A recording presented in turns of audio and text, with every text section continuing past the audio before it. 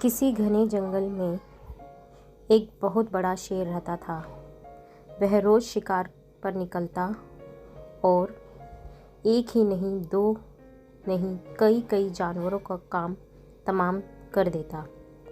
जंगल के जानवर डरने लगे कि अगर शेर इसी तरह शिकार करता रहा तो एक दिन ऐसा आएगा कि जंगल में कोई भी जानवर नहीं बचेगा। सारे जंगल में सनसनी फैल गई। शेर को रोकने के लिए कोई ना कोई उपाय करना ज़रूरी था। एक दिन जंगल के सारे जानवर इकट्ठा हुए और प्रश्न पर विचार करने लगे। अंत में उन्होंने तय किया कि वे सब शेर के पास जाकर उनसे इस बारे में बात करेंगे। दूसरे दिन जानवरों के एक दल शेर के पास पहुंचा।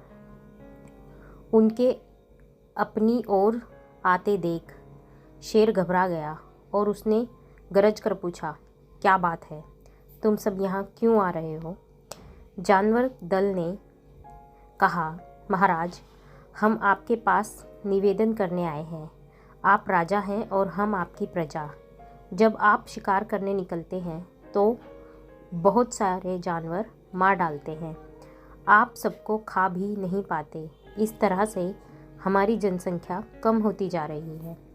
अगर ऐसी ही स्थिति रही और ऐसा ही होता रहा तो कुछ दिनों में जंगल में आपके सिवाय और कोई नहीं बचेगा।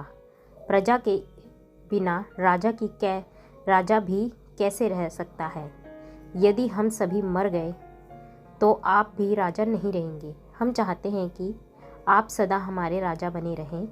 आपसे हमारी विनती है कि आप अपने घर पर ही रहो।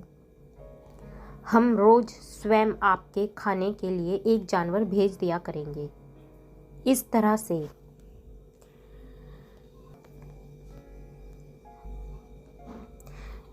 से राजा और प्रजा दोनों ही चैन से रह सकेंगे। शेर को लगा कि जानवरों की बात में सच्चाई है। उसने पल भर सोचा, फिर बोला, अच्छी बात है, मैं तुम्हारे सुझाव को मान लेता हूँ।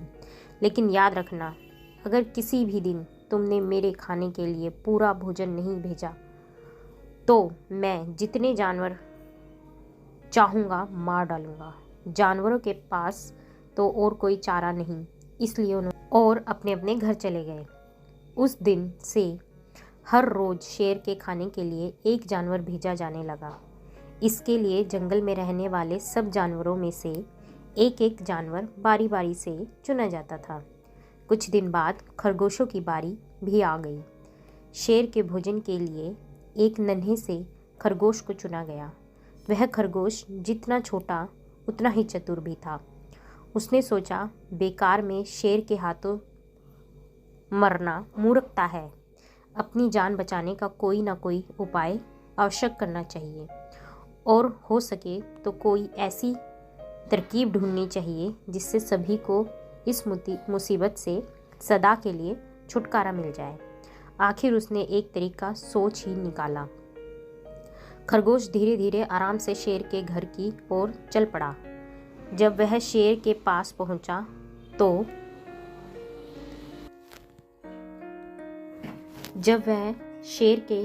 पहुंचा तो बहुत देर हो चुकी थी। भूख के मारे शेर का बुरा हाल हो रहा था। जब उसने सिर्फ एक छोटे से खरगोश को अपनी ओर आते देखा तो गुस्से में बौखला उठा। गरज कर बोला, किसने तुम्हें भेजा है? एक तो पिद्दी से हो, दूसरे इतनी देर से आ रहे हो। जिन बेवकूफ़ों ने तुम्हें भेजा है मैं उन सबको ठीक करूँगा। एक एक का काम तमाम ना किया तो मेरा नाम भी शेर नहीं। नन्हे खरगोश ने आदर से जमीन तक झुककर, महाराज, अगर आप कृपा करके मेरी बात सुन ले तो मुझे या उन जानवरों को दोष नहीं देंगे। वे तो जानते थे कि एक छोटा सा खरगोश आपके भोजन के लिए पूरा नहीं पड़ेगा, इसलिए उन्होंने 6 खरगोश भेजे थे। लेकिन रास्ते में हमें एक और शेर मिल गया। उसने 5 खरगोशों को मारकर खा लिया। यह सुनते ही शेर दहाड़ कर बोला, क्या कहा? दूसरा शेर? कौन है वो? तुमने उसे कहाँ देखा? महाराज, वह तो बहुत ही बड़ा शेर है, खरगोश ने कहा। वह ज़मीन के अंदर बनी एक बड़ी गुफा में से निकल आया था। वह तो मुझे ही मारने जा रहा था, पर मैंने उससे कहा, सरकार, आपको पता नहीं कि आपने क्या अंधेरे किया है। हम सब अपने महाराज के भोजन के लिए जा रहे थे, लेकिन आप उनका सारा खाना खा गए। हमारे महाराज ऐसी बातें सहन नहीं करेंगे।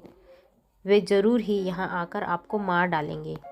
इस पर उसने पूछा, कौन है तुम्हारा राजा? मैंने जवाब दिया, हमारा राजा जंगल का सबसे बड़ा शेर है।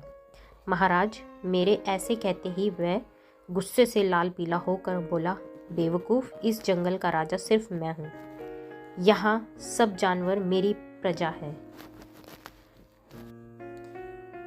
यहाँ सब जानवर मेरी प्रजा है। मैं उसके साथ जैसा चाहूँ वैसा कर सकता हूँ।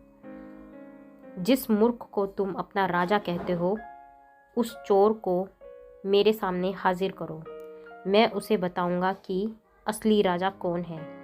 महाराज, इतना कहकर उस शेर ने आपको लिवाने के लिए मुझे यहाँ भेज दिया। खरगोश की बात सुन शेर को बड़ा गुस्सा आया। वह बार बार गरजने लगा। उसकी भयानक गरज से सारा जंगल दहलने लगा। मुझे फौरन उस मूर्ख का पता बताओ, शेर ने दहाड़कर कहा। जब तक मैं उसे जान से न मार दूं, मुझे चैन नहीं मिलेगा। बहुत अच्छा महाराज, खरगोश ने कहा। मौत ही उस दुष्ट की सज़ा है। अगर मैं और बड़ा और मजबूत होता तो मैं खुद ही उसके टुकड़े टुकड़े कर देता। चलो, रास्ता दिखाओ, शेर ने कहा। फौरन बताओ किधर चलना है। इधर आए महाराज, इधर। खरगोश रास्ता दिखाते हुए शेर को एक कुएं के पास ले गया और बोला, महाराज, वह दुष्ट शेर ज़मीन के नीचे किल रहता है। जरा सावधान रहना, किले में छुपा दुश्मन खतरनाक होता है। मैं उससे निपट लूँगा, शेर ने कहा। तुम यहाँ बताओ कि वह है कहाँ।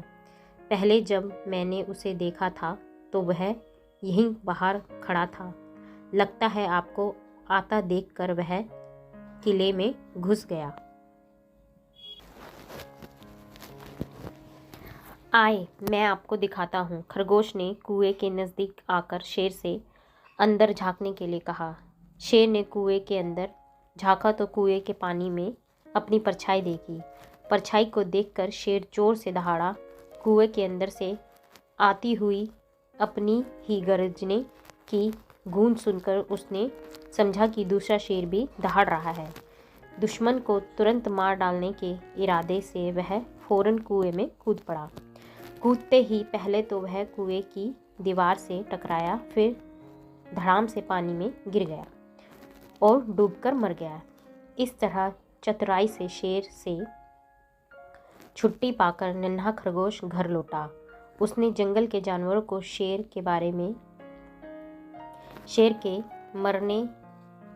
मर जाने की कहानी सुनाई।